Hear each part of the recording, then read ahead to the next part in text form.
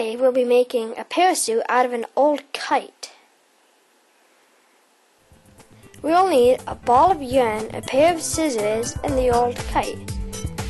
You can find, if you don't have one, you can find one usually in a garbage can if you go out on trash day.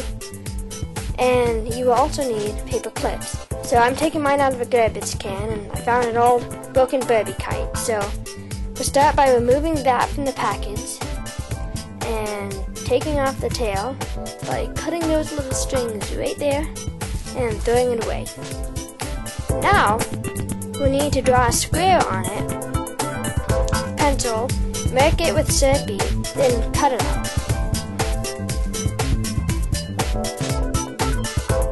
After cutting, your square is now done.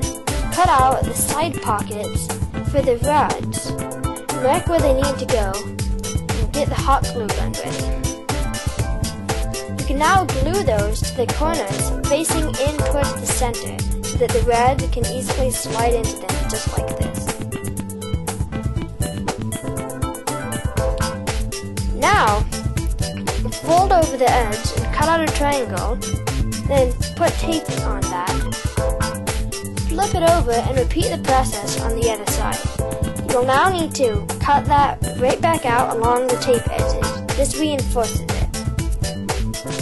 You can now unravel some string, measure it to size, and then tie it to the end. Now we need the paper clips.